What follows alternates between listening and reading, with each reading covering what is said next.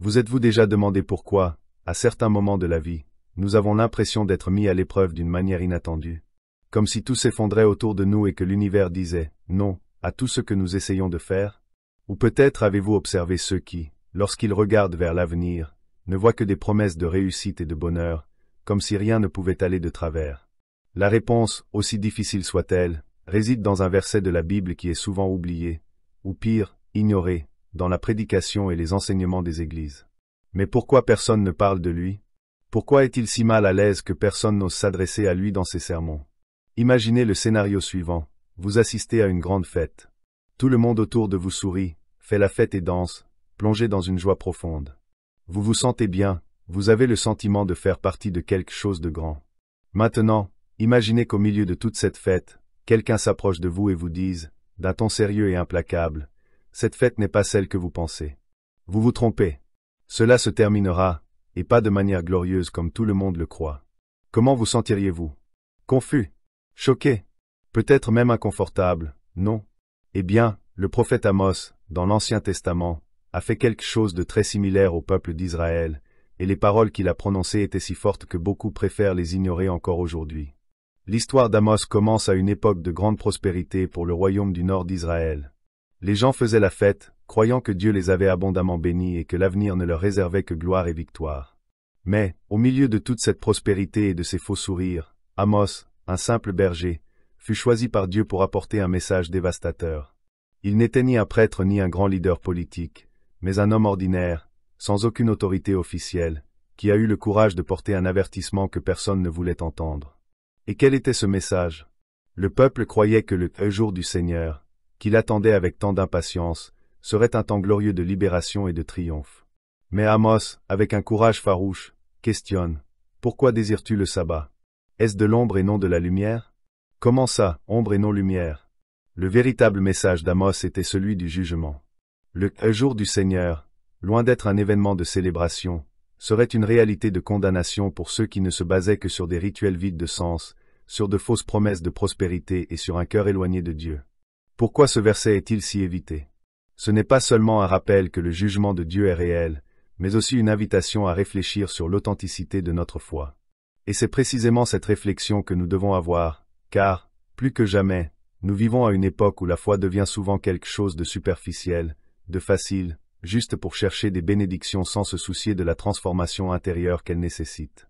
Avez-vous déjà pensé si, d'une manière ou d'une autre, nous vivons dans un parti qui, au lieu de nous conduire à la lumière, peut nous surprendre avec des ombres? Le verset d'Amos est peut-être le signal d'alarme que beaucoup ne veulent pas entendre, mais c'est ce dont nous avons besoin pour nous assurer qu'en fin de compte, nous pouvons être prêts pour ce qui compte vraiment, une vie de véritable connexion avec Dieu, qui va bien au-delà des rituels, des promesses creuses et d'un christianisme confortable qui ignore le besoin de repentance et de transformation. Maintenant, la question qui reste est la suivante. Comment mieux comprendre cet avertissement? Comment pouvons-nous appliquer les leçons qu'Amos a apportées au peuple d'Israël dans nos vies d'aujourd'hui? Nous parcourons toute l'histoire des Écritures, explorant comment cette vérité profonde est liée à nos vies modernes et ce qu'elle nous enseigne sur le jugement de Dieu, sa sainteté et, plus important encore, la véritable espérance que lui seul peut offrir. Ce voyage nous mènera à travers la Genèse, jusqu'à l'époque des prophètes, et culminera avec l'œuvre rédemptrice du Christ dans le Nouveau Testament. Mais surtout, cela nous mettra au défi de regarder notre propre vie et de nous demander si nous sommes vraiment prêts pour le jour du Seigneur. Dans les prochaines minutes, nous comprendrons ce que signifie être véritablement préparé pour cette rencontre et comment la compréhension d'Amos peut être le point de départ d'une foi plus profonde et plus authentique. Préparez-vous, car ce voyage ne sera pas seulement une analyse historique ou théologique, mais une invitation à réfléchir sur votre propre marche avec Dieu. Jugement et véritable espérance, véritable repentance et sainteté. Le livre d'Amos peut sembler, à première vue, être une lecture lourde, voire inconfortable. Le prophète Amos, comme nous l'avons déjà évoqué, apparaît dans une période de grande prospérité pour Israël, plus particulièrement pour le royaume du Nord. Même si les gens se sentaient en sécurité, riches et bénis, Dieu voit quelque chose de très différent dans cette situation. Israël était consumé par la corruption, l'oppression des pauvres, l'idolâtrie et l'hypocrisie dans le culte. La joie superficielle que ressentaient les gens, se croyant protégés par Dieu, était sur le point d'être démantelée par une dure réalité. Le contexte historique d'Amos. Le prophète Amos a vécu sous le règne de Jéroboam II, vers 760 avant J.C., une période où Israël connaissait une grande prospérité matérielle mais aussi une augmentation significative de l'injustice sociale. Jéroboam II avait réussi à étendre le territoire d'Israël, provoquant une époque de paix et d'abondance apparente. Mais cette prospérité n'était qu'une façade. Derrière cela, les inégalités sociales se sont accrues. Le système judiciaire était corrompu et la population, en particulier les plus pauvres, était opprimée par les classes les plus riches. Le temple de Béthel, un lieu de culte, était utilisé pour adorer de faux dieux, ce qui blesserait profondément le cœur de Dieu. Amos, un simple berger et cultivateur de figuiers, sans formation sacerdotale ni expérience politique, a été choisi par Dieu pour délivrer un message impopulaire. Il était appelé à avertir le peuple d'Israël du jugement imminent qui approchait s'il n'y avait pas de véritable repentir. Le fait même qu'Amos soit un homme ordinaire, et non un prêtre ou un prophète traditionnel, fait de lui une figure surprenante, voire stimulante, pour le peuple d'Israël. Il n'était pas là pour plaire ou pour suivre les conventions de l'époque, il était là pour accomplir la volonté de Dieu, et son message serait direct. Le jugement de Dieu. Le message principal d'Amos tourne autour du jugement de Dieu, et c'est une leçon qui résonne dans toute la Bible. Lorsque le peuple d'Israël entend parler du jour du Seigneur, beaucoup imaginent un événement glorieux, un moment de victoire où Dieu le libérera de ses ennemis. Cependant, Amos, dans sa prophétie, commence à réparer cette erreur. Au lieu d'un jour de gloire, il dit, « Le jour du Seigneur sera un jour d'ombre et non de lumière. » C'est une métaphore puissante et troublante. Le jour du Seigneur, au lieu d'être un temps de joie et de bénédiction, serait un jour de jugement et de ténèbres pour ceux qui ne vivaient pas selon la volonté de Dieu. Mais pourquoi cela arriverait-il? La raison est simple mais dévastatrice. Israël vivait dans un état de rébellion contre Dieu, même sous l'apparence de la prospérité et des bénédictions. Les gens pratiquaient des rituels religieux, mais leur cœur était loin de Dieu. Ils croyaient que le simple fait d'accomplir des sacrifices et des festivités religieuses les mettait en bonne grâce auprès de Dieu. Cependant, Dieu considérait ces actions comme vides, car elles ne reflétaient pas une véritable transformation du cœur. Amos décrit la réalité d'un peuple plus préoccupé par ce qui semblait juste que par la vraie justice, la repentance et la sainteté. Ici, Amos nous enseigne quelque chose d'essentiel. Dieu ne veut pas seulement des rituels ou des manifestations extérieures d'adoration. Il veut des cœurs transformés, qui recherchent la justice, qui aiment les autres et qui marchent dans l'humilité. Dans Amos 5, 24, nous trouvons une déclaration puissante qui résonne dans toute l'Écriture. La justice coule comme des eaux, et la justice comme un fleuve puissant. Il ne suffit pas d'accomplir des rituels d'adoration s'il n'y a pas un cœur sincère qui cherche à vivre selon les principes de Dieu. Le message d'une véritable repentance. Cependant, le prophète Amos non seulement condamne, mais souligne également que la véritable repentance est le seul moyen d'échapper au jugement divin. Au chapitre 5, il met le peuple au défi de chercher Dieu sincèrement, chercher le Seigneur et vivez. Amos 5h4. Cette recherche n'est pas superficielle, mais doit s'accompagner d'un réel changement de comportement, de manière de vivre. La repentance, pour Amos, est une réponse à l'amour et à la justice de Dieu, et non une simple formalité religieuse. La vraie repentance implique une transformation du cœur, une réorientation des valeurs et des actions pour vivre selon la volonté de Dieu. Quand Amos appelle le peuple au repentir, il l'invitait à un changement radical de direction. Il condamne non seulement les actions extérieures et les rituels vides de sens, mais souligne également la nécessité de justice, de miséricorde et d'humilité dans les relations avec les autres. Il s'agit d'un principe fondamental présent dans la Bible et reflété dans les paroles de Jésus dans le Nouveau Testament, où il enseigne que la véritable adoration de Dieu s'exprime dans un véritable amour pour les autres, en particulier pour les pauvres, les opprimés et les nécessiteux. La sainteté comme condition essentielle. La sainteté, telle que révélée à Amos et continuellement soulignée dans les Écritures, est la séparation du péché et la consécration complète à Dieu. Amos critique non seulement le manque de justice sociale, mais aussi l'idolâtrie et les cultes vides de sens. Dans l'Ancien Testament, nous voyons constamment que la sainteté est plus qu'une série de règles à suivre, c'est une condition nécessaire pour maintenir une véritable communion avec Dieu. Le peuple d'Israël avait été appelé à être un peuple saint, séparé des pratiques païennes, et cela signifiait plus qu'un culte apparent de Dieu. Cela signifiait vivre conformément à la justice divine et refléter son caractère de sainteté dans tous les domaines de la vie. Dans Lévitique 19, 2, Dieu dit à son peuple, « Soyez saints, parce que je suis saint. » C'est la base de la vraie foi, une recherche continue de pureté, de sainteté et de justice. La sainteté n'est pas seulement l'absence de péché, mais aussi la présence active d'une vie qui reflète les valeurs du royaume de Dieu. La poursuite de la sainteté implique le rejet des pratiques injustes, le rejet de l'égoïsme et une recherche constante de justice et de miséricorde. L'avenir de la restauration. Bien qu'Amos soit souvent associé au jugement divin, il évoque également un avenir de restauration. Même lorsque le jugement semble inévitable, il existe toujours une possibilité de transformation. Tout au long du livre d'Amos, il y a une graine d'espoir. Si le peuple se repent et revient au Seigneur, il pourra le restaurer. Cela se reflète dans le message d'autres prophètes, comme Isaïe et Jérémie, qui annoncent également une époque de restauration pour le reste fidèle d'Israël. Amos nous enseigne ainsi que le jugement de Dieu n'est pas une décision arbitraire, mais une réponse à l'injustice et au péché. Et pourtant, ce jugement n'est pas la fin de l'histoire, mais une opportunité pour ceux qui se repentent de faire l'expérience de la restauration et du pardon de Dieu. Le message de jugement et d'espoir d'Amos est aussi pertinent aujourd'hui qu'il l'était à l'époque du prophète. Comme en Israël, nous vivons souvent dans un état de prospérité apparente, mais notre cœur est loin de Dieu. Beaucoup d'entre nous peuvent être tentés de croire que nos rituels ou pratiques religieuses externes nous mettent en bonne grâce auprès de Dieu. Mais ce qu'Amos nous enseigne, c'est que la véritable adoration vient d'un cœur transformé qui recherche la justice, la sainteté et une véritable repentance. Si le peuple d'Israël avait écouté et répondu au message d'Amos, il aurait pu empêcher la chute du royaume du Nord. De même, si nous nous consacrons à la vraie foi et à la repentance, nous pouvons expérimenter la restauration de Dieu dans nos vies. Le jugement de Dieu est réel, mais il offre également sa miséricorde à ceux qui se tournent vers lui de tout cœur. Maintenant, la question qui se pose à vous est, êtes-vous prêt pour cette transformation? Êtes-vous prêt pour une véritable communion avec Dieu, qui va au-delà des rituels et se traduit par la justice, la miséricorde et l'humilité? Le rôle de la vraie foi, sainteté, repentance et justice. Maintenant que nous comprenons le contexte historique et les principes du jugement de Dieu exposés par Amos, il est essentiel d'approfondir notre réflexion sur le rôle fondamental de la foi authentique dans la vie d'un chrétien. À ce stade, nous commençons à comprendre comment la vraie foi va au-delà des rituels ou des formalités, et comment elle est directement liée à la sainteté, au repentir et à la pratique de la justice dans notre vie quotidienne.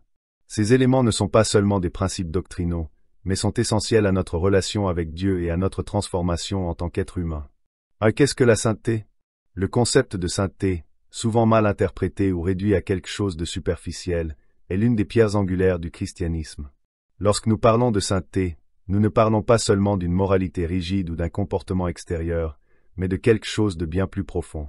La sainteté signifie être séparé de Dieu, vivre différemment des pratiques du monde, rejeter le péché et chercher à vivre dans une consécration totale au Créateur.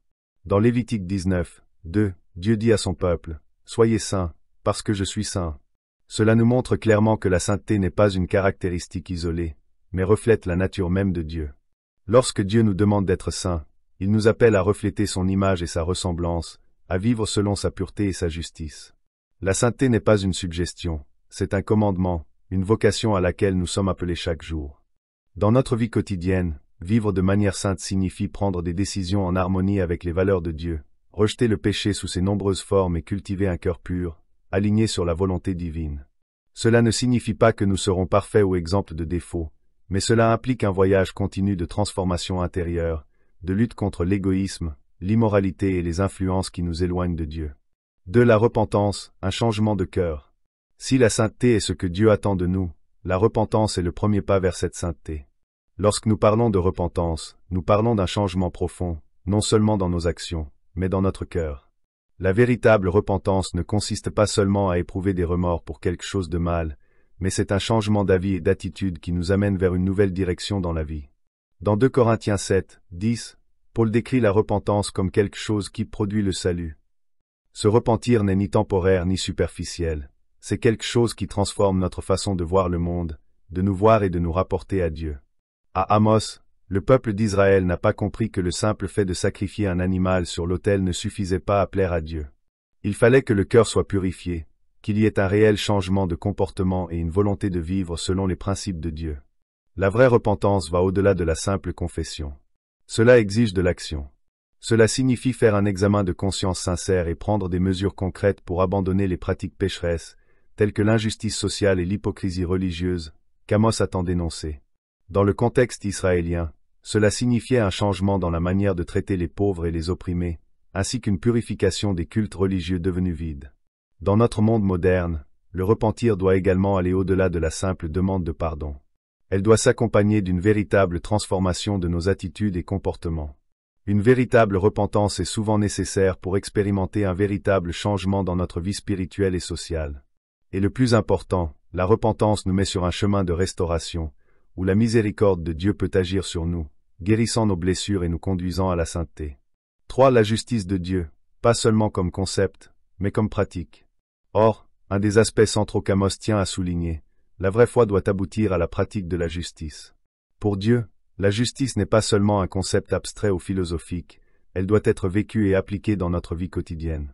Ce qu'Amos condamne avec véhémence, c'est l'hypocrisie d'un peuple qui, tout en faisant des offrandes et en participant au culte, a laissé de côté les problèmes sociaux et moraux fondamentaux, comme l'oppression des pauvres et l'exploitation des plus vulnérables. Dans Amos 5, 24, le prophète nous présente une image vivante de ce à quoi devrait ressembler la vraie justice. La justice coule comme des eaux, et la justice comme un fleuve puissant. Il ne s'agit pas simplement d'une image poétique, mais d'un appel à ce que la justice de Dieu soit pratiquée de manière urgente et cohérente, sans interruption, coulant dans nos vies comme une rivière qui ne peut être contenue. La justice de Dieu implique une attitude à la fois personnelle et sociale. Cela implique que nos actions doivent refléter l'amour et l'équité de Dieu, en traitant les autres avec dignité, compassion et impartialité. Dieu demande à son peuple de rechercher la justice dans tous les domaines de la vie, depuis notre traitement envers les autres jusqu'aux décisions que nous prenons dans nos communautés. L'injustice sociale, telle que l'exploitation des pauvres, le manque d'intégrité et l'oppression des groupes vulnérables, est condamnée par Dieu à travers les Écritures. Chez Amos, la dénonciation est directe et incisive. Il crie contre ceux qui profitent de l'exploitation des autres, qui pensent pouvoir manipuler la justice en leur faveur, oubliant que Dieu ne se trompe pas. Pour le prophète, la justice de Dieu ne se limite pas au respect des lois, elle est directement liée à la pratique de l'amour des autres et à la construction d'une société plus juste et égalitaire. 4. La vraie foi reflétée dans les attitudes quotidiennes. La vraie foi, comme nous l'enseigne Amos et de nombreux autres prophètes et apôtres, ne se limite pas à l'adoration ou à la pratique religieuse, mais se reflète dans nos attitudes quotidiennes.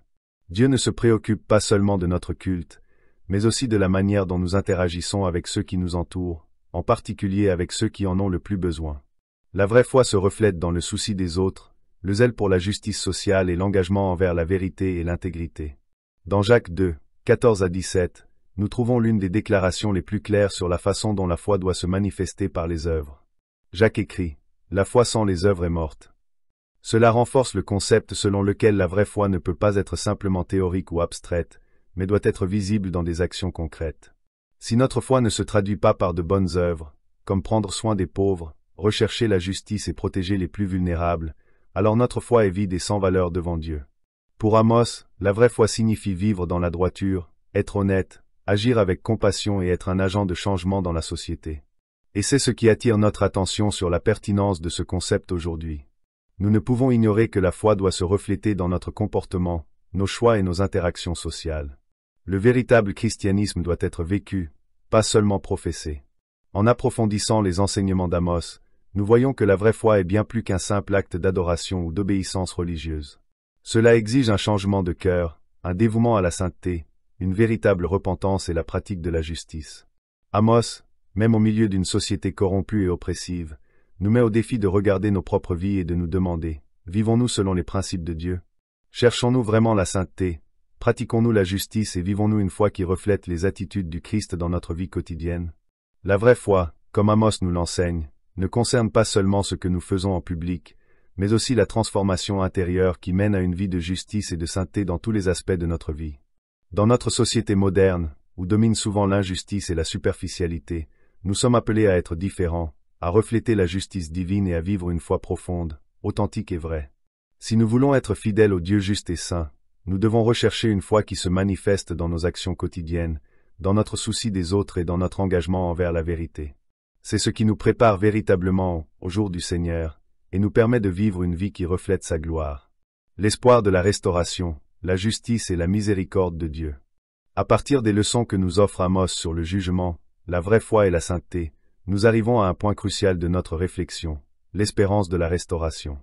Amos, bien qu'il soit un prophète d'avertissement sévère, ne se limite pas au seul jugement, mais souligne la miséricorde de Dieu, offrant une perspective plus large sur le caractère divin.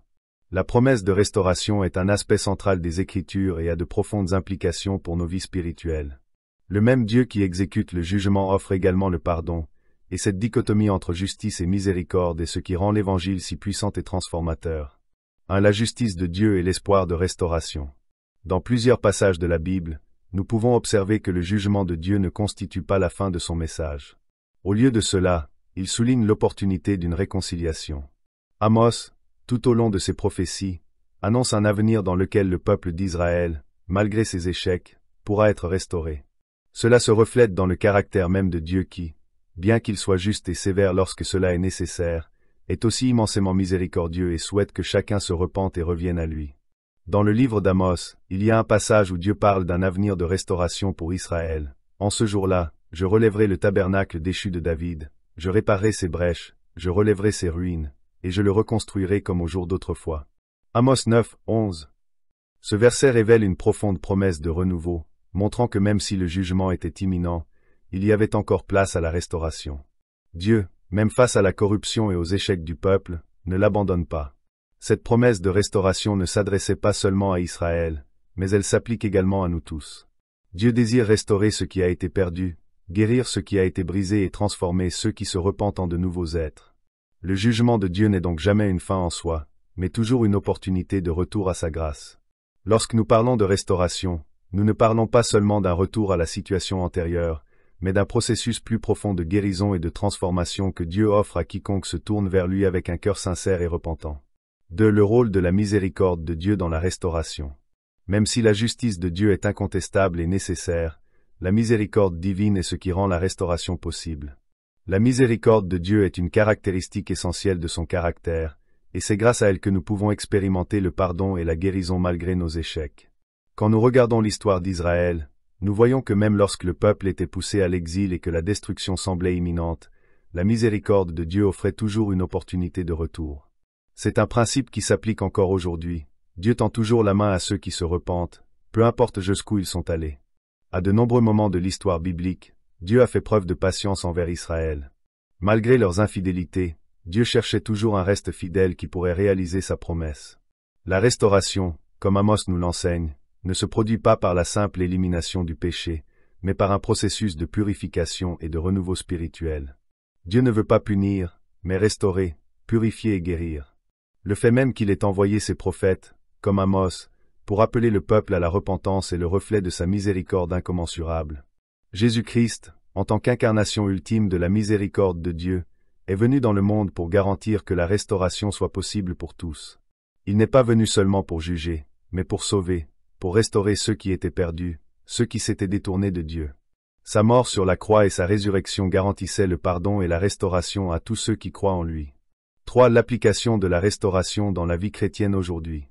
La promesse de restauration ne s'applique pas seulement à Israël à l'époque d'Amos ou à l'époque biblique. C'est une vérité vivante pour les chrétiens d'aujourd'hui. Chaque fois que nous nous détournons de Dieu et nous tournons vers le péché, nous sommes invités à revenir, non pas avec la peur du châtiment, mais avec l'espoir d'une restauration. Le message d'Amos, bien que axé sur le jugement, ne se limite jamais à une fin sombre. Cela indique la possibilité d'un renouveau, d'une reconstruction spirituelle. Dieu désire transformer nos vies, guérir nos blessures et nous donner un avenir de paix et de prospérité spirituelle. Au cours de notre cheminement chrétien, nous sommes souvent confrontés à des difficultés, des échecs et des déceptions. Mais le message de restauration nous enseigne que, peu importe combien d'erreurs nous commettons, Dieu est toujours prêt à nous pardonner et à nous restaurer. Cela signifie que même lorsque nous échouons, nous pouvons avoir la certitude que la miséricorde de Dieu est à notre portée et que la restauration est toujours possible. Peu importe à quel point nous nous sentons loin, l'amour de Dieu nous rappelle. Dieu nous offre la chance d'être restaurés lorsque nous nous repentons sincèrement et recherchons sa grâce. Cela apparaît clairement dans la parabole du Fils prodigue dans Luc 15, novembre 2032, où le Fils, après avoir déshonoré son Père et vécu dans le péché, revient vers lui, et le Père le reçoit avec joie et pardon. C'est une image du cœur de Dieu pour nous. Peu importe jusqu'où nous sommes allés, il nous accueille toujours à bras ouverts. 4. La restauration comme parcours continu. La restauration que Dieu offre n'est pas un événement ponctuel, mais un voyage continu. La Bible nous enseigne que Dieu est toujours en train de renouveler nos vies. Non seulement il nous ramène au moment de notre conversion, mais il nous invite à poursuivre le processus de transformation, afin que, de jour en jour, nous ressemblions davantage au Christ. Cela implique un chemin constant de sanctification, où nous recherchons la justice de Dieu dans tous les aspects de notre vie. L'apôtre Paul écrit dans Philippiens 1, 6, Je suis convaincu que celui qui a commencé en vous une bonne œuvre l'achèvera jusqu'au jour de Jésus-Christ. Cela nous montre que la restauration est un travail continu, qui s'étend tout au long de notre vie. À mesure que nous progressons dans notre foi, nous sommes appelés à vivre dans un renouvellement constant, permettant à Dieu de nous purifier et de nous rendre davantage semblables à lui. Ce parcours de restauration n'est pas sans défi. Le péché, les tentations et les difficultés continuent de faire partie de notre expérience humaine.